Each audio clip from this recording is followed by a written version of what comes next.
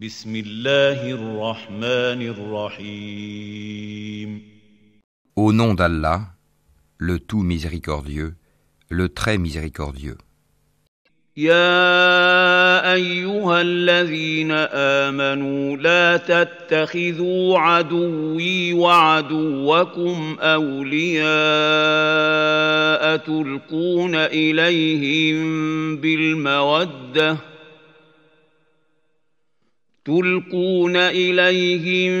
بالمودة وقد كفروا بما جاءكم من الحق يخرجون الرسول وإياكم أن تؤمنوا بالله ربكم إن كنتم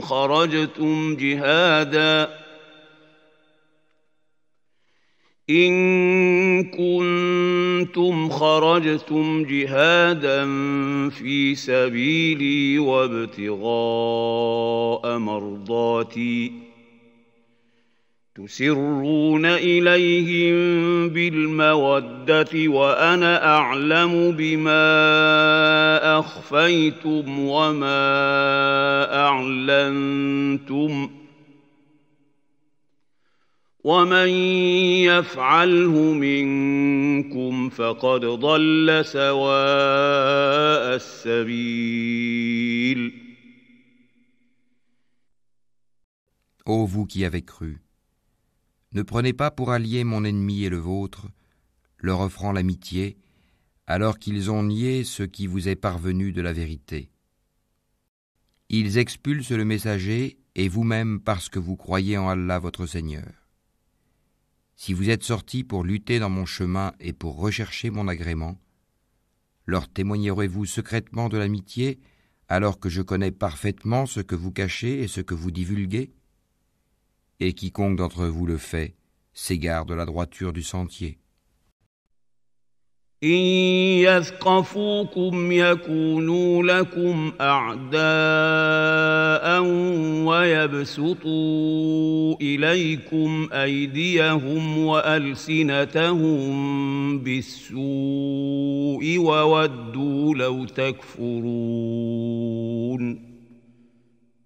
S'ils vous dominent, ils seront des ennemis pour vous et étendront en mal leurs mains et leurs langues vers vous. Et ils aimeraient que vous deveniez mécréants. لن تنفعكم أرحامكم ولا أولادكم يوم القيامة يفصل بينكم والله بما تعملون بصير. Ni vos proches parents, ni vos enfants ne vous seront d'aucune utilité le jour de la résurrection. Allah décidera entre vous, et Allah est clairvoyant sur ce que vous faites. قد كانت لكم أسوة حسنة في إبراهيم والذين معه إذ قالوا لقومهم إنا براء منكم ومما تعبدون من دون الله كفرنا بكم وبدا بيننا وبينكم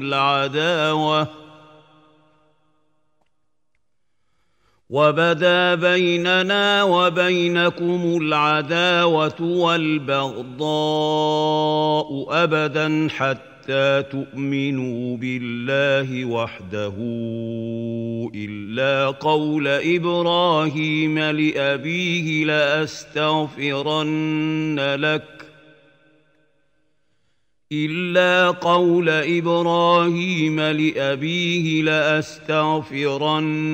لك وما أملك لك من الله من شيء ربنا عليك توكلنا وإليك أنبنا وإليك المصير. Certes, vous avez eu un bel exemple à suivre en Abraham et en ceux qui étaient avec lui, quand ils dirent à leur peuple « Nous vous désavouons, vous et ce que vous adorez en dehors d'Allah, nous vous renions. Entre vous et nous, l'inimitié et la haine sont à jamais déclarées jusqu'à ce que vous croyiez en Allah seul. Exception faite de la parole d'Abraham adressée à son père, j'implorerai certes le pardon d'Allah en ta faveur, bien que je ne puisse rien pour toi auprès d'Allah. Seigneur, c'est en toi que nous mettons notre confiance, et à toi nous revenons, repentants, et vers toi est le devenir. ربنا لا تجعلنا فتنة للذين كفروا واغفر لنا ربنا إنك أنت العزيز الحكيم. Seigneur, ne fais pas de nous un sujet de tentation pour ceux qui ont mécru, et pardonne-nous, Seigneur, car c'est toi le puissant, le sage. لقد كان لكم فيهم أسوة حسنة لمن كان يرجو الله واليوم الآخر ومن يتول فإن الله هو الغني الحميد. Vous avez certes eu en eux un bel exemple à suivre pour celui qui espère en Allah et en le jour dernier. Mais quiconque se détourne, alors Allah se suffit à lui-même et est digne de louange. عسى الله أن يجعل بينكم وبين الذين عاديتم منهم مودة والله قدير والله غفور رحيم. Il se peut qu'Allah établisse de l'amitié entre vous et ceux d'entre eux dont vous avez été les ennemis. Et Allah est omnipotent, et Allah est pardonneur et très miséricordieux. لا ينهاكم الله عن الذين لم يقاتلوكم في الدين ولم يخرجوكم من دياركم أن تبروهم وتقسطوا إليهم إن الله يحب المقسطين. Allah ne vous défend pas d'être bienfaisant et équitable envers ceux qui ne vous ont pas combattu pour la religion et ne vous ont pas chassé de vos demeures. Car Allah aime les équitables. إنما ينهاكم الله عن الذين قاتلوكم في الدين وأخرجوكم من دياركم وظاهروا على إخراجكم أن تولوهم ومن يتولهم فأولئك هم الظالمون. Allah vous défend seulement de prendre pour alliés ceux qui vous ont combattu pour la religion, chassés de vos demeures et ont aidé à votre expulsion. Et ceux qui les prennent pour alliés sont les injustes. يا أيها الذين آمنوا إذا جاءكم المؤمنات مهاجرات فامتحنوهن الله أعلم بإيمانهن فإن علمتموهن مؤمنات فلا ترجعوهن إلى الكفار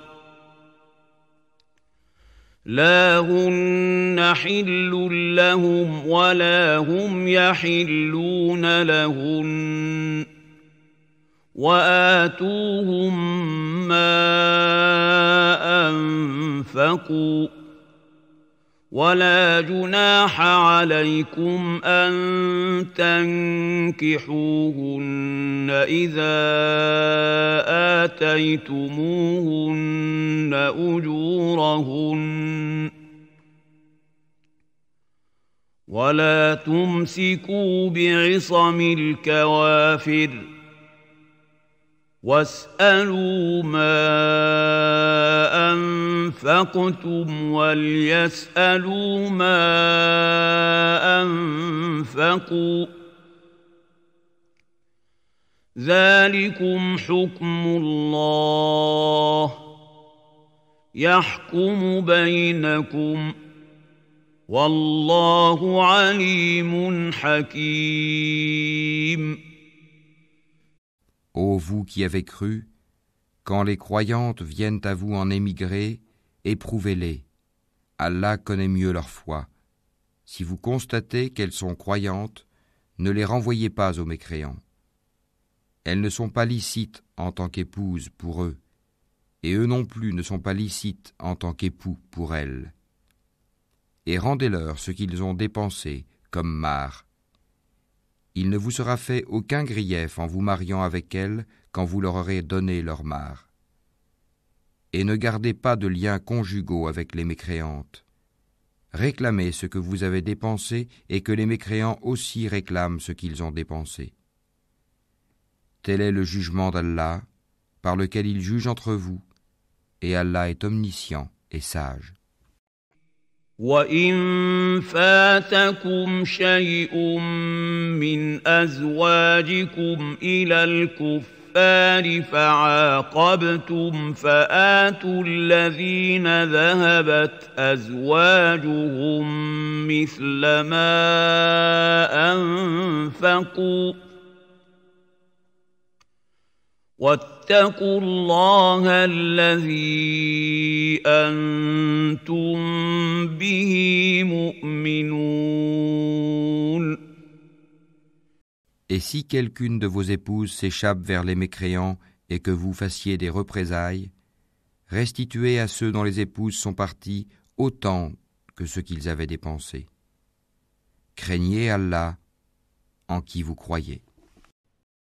يا أيها النبي إذا جاءك المؤمنات يبايعنك على ألا يشركن بالله شيئا ولا يسرقن ولا يزنين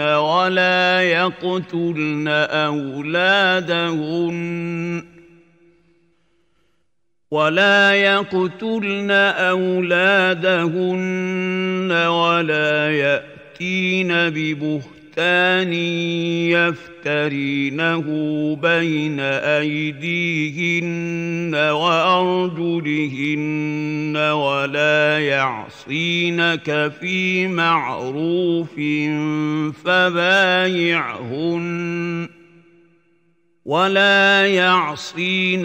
في معروف فبايعهن واستغفر لهن الله إن الله غفور رحيم.